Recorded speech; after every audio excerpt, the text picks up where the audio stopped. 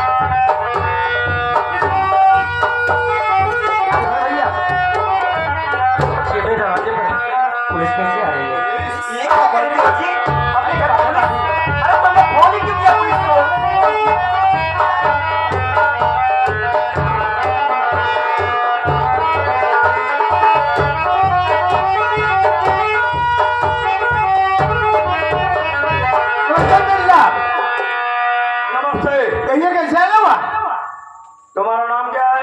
मेरा नाम तो सूरज है। सूरज है। इधर चलो, इधर गए चलो। जी साहब।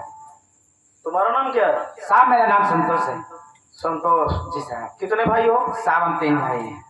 3 भाई हो। जी साहब। ये बूढ़ी माँ कौन? मेरी माँ है साहब।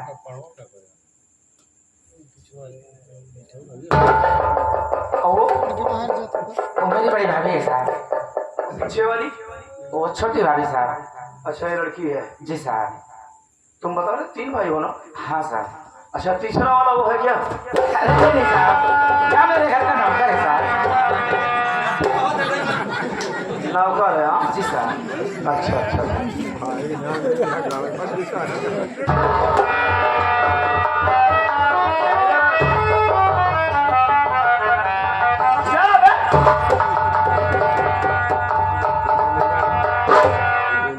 जितना पूछूं उतना बोलना, एडवांस से मत बोलना बेटा। तुम कौन हो? मैं लड़की का बाप साहब बारात मालिक हूँ साहब। चल साले। लड़के का बाप बोलेगा तो मैंने समझ जाऊंगा कि बारात मालिक है। चुप है। एक बात बता, ये शादी में कितना दहेज ले रहा है? दहेज? हाँ, एक पैसा नहीं ले रहा हूँ साहब। अगर दहेज की शादी कर रहे ना, हाँ साहब। यू आर ग्रेट मैन, तुम महान आदमी हो। अगर तुम जैसे इंसान हिंदुस्तान में हो जाए ना, जो अपने हिंदुस्तान में दहेज वाली बीमारी फैल रही ना, ये जड़ से खत्म हो जाएगा। चल उधर चल बे। पता नहीं कैसे साला सेंट मार रखा है।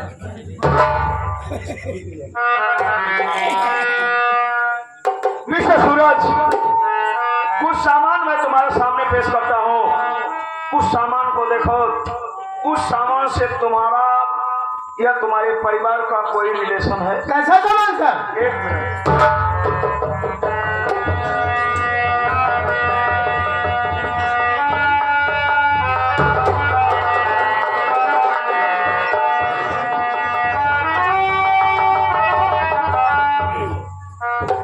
मिस्टर सूरज, ये रही डायरी। इसे देखो, इसमें लिखे गए वक्तव्य। हैंडराइटिंग किसकी है? ये तो मेरे भाई सुजीत जी, आपको बात करेंगे। यू आर राइट, तुम्हारे भाई सुजीत की है।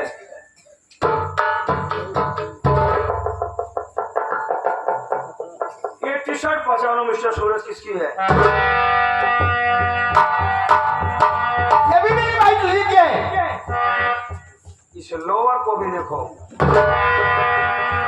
ये सब आपको मिला कहाँ से? मेरा भाई सुजीत है कहाँ? ऑपरेस मत होइए मिस्टर सूरज, सब कुछ दिखा रहा हूँ।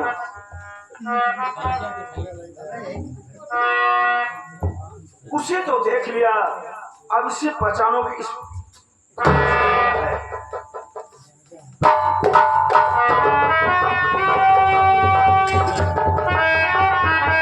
ये तो गाजा है सर। हाँ, ये गाजा है। और तुम्हें बता देना चाहता हूँ कि तुम्हारा भाई सुजीत गाजा का स्मगलर है। मेरा भाई गाजा का स्मगलर नहीं, मेरा भाई शहर में फैक्ट्री में मैनेजर है। आप उस पर झूठा इल्जाम लगा रहे हैं। मैं जानना चाहता हूँ मेरा भाई है कहाँ? मिस्टर सूरज, आकाश की कोई सीमा नहीं, पृथ्वी की कोई तौल नहीं, स्मगलर की कोई जात नहीं। मुझे यही इंफॉर्मेशन मिली कि तुम्हारा भाई और उसके कुछ साथी गांजा की स्मगलिंग करते हैं। मैं अपने स्टाफ वालों को लेकर के तहकीकात में निकला तो तुम्हारे भाई को और उसके साथियों को मैंने रंगे हाथ गिरफ्तार किया। जब तुम्हारे भाई से पूछताछ करने लगा कि बोल सुजीत, ये गांजा की स्मगलिंग कब से और क्यों कर रहा है, क्या इसके पीछे तेरी कोई मजबूरी है? उसने कहा जी साहब, मेरी बहुत बड़ी मजबूरी है और ये गांजा का धंधा मैं कुछ महीनों से कर रहा हूँ साहब। और आपको बता देना चाहता हूँ कि मैं अपने पूरे परिवार वालों के चोरी से मैंने अपने समधी जी को 5 लाख रुपए दहेज देने को। आप तो जानते हैं साहब, एक फैक्ट्री में काम करने वाला इंसान ये 5 लाख रुपए कैसे जल्दी कमा सकता है? मजबूर होकर के ये गांजा की स्मगलिंग मुझे करनी पड़ी और पैसा इकट्ठा हो गया है। आज के बाद ये धंधा मैं छोड़ दूंगा। हमने कहा नहीं सूरज, तुम अपराधी हो, कानून तुम्हें सजा देगा और मैं कानून का पुजारी हूँ, तुम्हें सजा जरूर दिलाऊंगा। जब तुम्हारा भाई सजा की बात सुना तो मेरा पांव पकड़ करके गिड़गिड़ाने लगा कि साहब मुझे छोड़ दो, साहब मुझे छोड़ दो। हमने कहा नहीं सुजीत, मैं तुमको फांसी के तख्ते पर चढ़ा दूंगा। जब तुम्हारा भाई फांसी की बात सुना तो उसके स्टाफ वालों ने मेरे स्टाफ वालों पर हमला कर दिया। मौके की नजाकत देख करके तुम्हारा भाई वहां से भागना चाहा और मैं रिवॉल्वर लेकर के तुम्हारे भाई का पीछा कर लिया। रुक जा सुजीत, रुक जा। जब देखा कि सुजीत नहीं रुक रहा है। अंत में मुझे तुम्हारे भाई का दौड़ा करके इन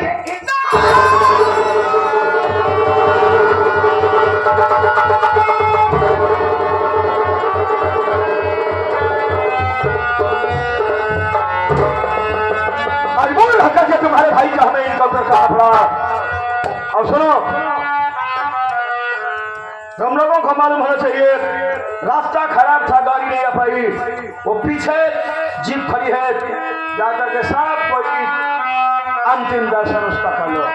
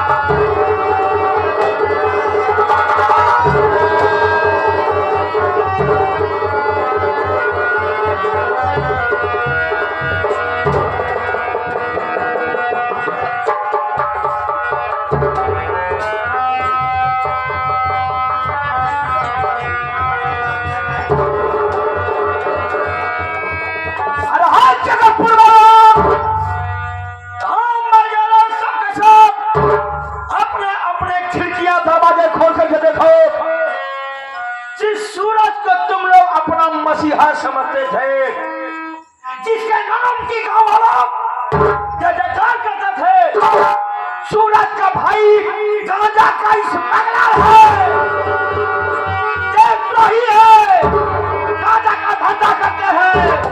अरे है बरातियों, जहां बारात लेके जाए हो उसका परिवार स्मगलर है। अरे साहब, अरे अपने लड़कन के काहे इतना जलील करता साहब। अरे हम अपने लड़कन के मान सम्मान सिखाए कि चोरी डकैती ना सिखाए साहब। बुढ़िया, तूने अपने बच्चों को मान सम्मान से रहना सिखाया है, चोरी डकैती नहीं सिखाया। ओह, तो स्मगलिंग करना सिखाया है।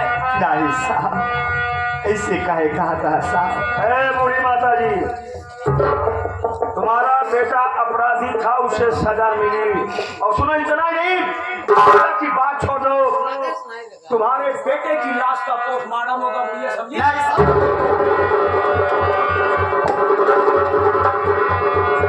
साहब, पहले हमारी बात आप सुनिए।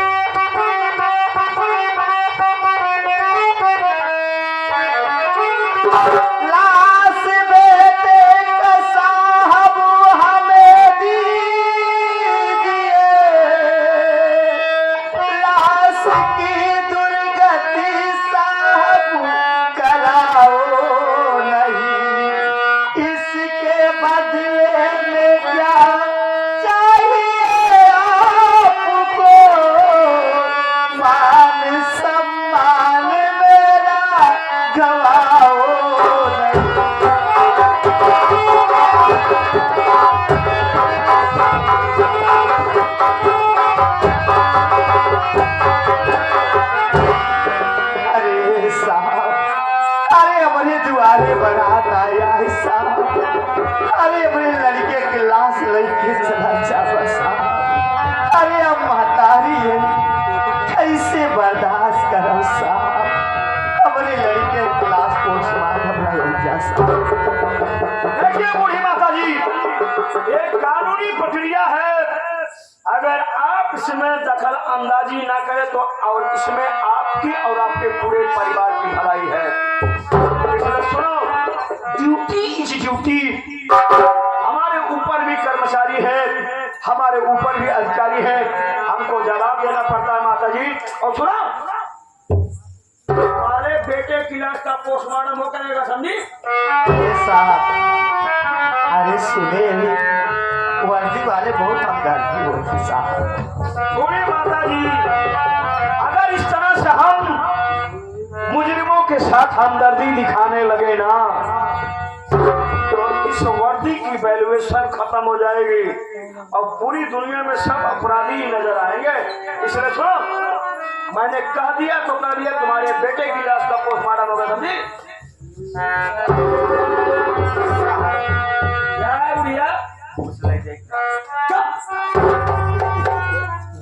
ऐसे बुढ़िया तू बहुत होशियार है, तू पूरे परिवार में चमाक नजर आती है।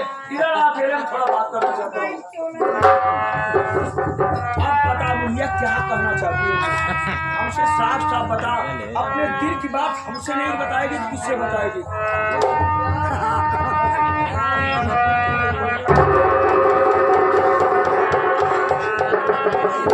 देखिए माता जी, हम भी इंसानी है, हमारे सीने में भी इंसानियत का दिल है, कोई पत्थर का दिल नहीं है। शंकर आज आपके आंसुओं ने मेरे पत्थर जैसे जिगर को पिघला करके मोम कर दिया। आप करें माता जी तो हम आपके बेटे की लाश का पोस्टमार्टम नहीं कराएंगे। लेकिन सुनो,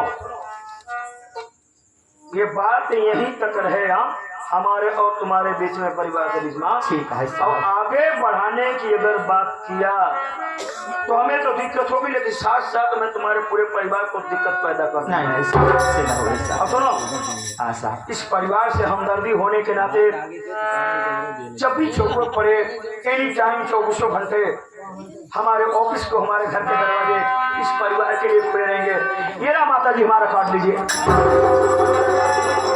साहब हमार बड़ी बतो वही साहब, साहेब हे साहेबा, हे साहेब, हाँ माता जी। अरे हमार बड़वार बतो वही साहब। अच्छा, ये पढ़ी लिखी इसलिए। हाँ साहेब, ठीक है ठीक है। ठीक है साहब। हे साहब, हमें नाथ रिश्तेदार को चिंता है।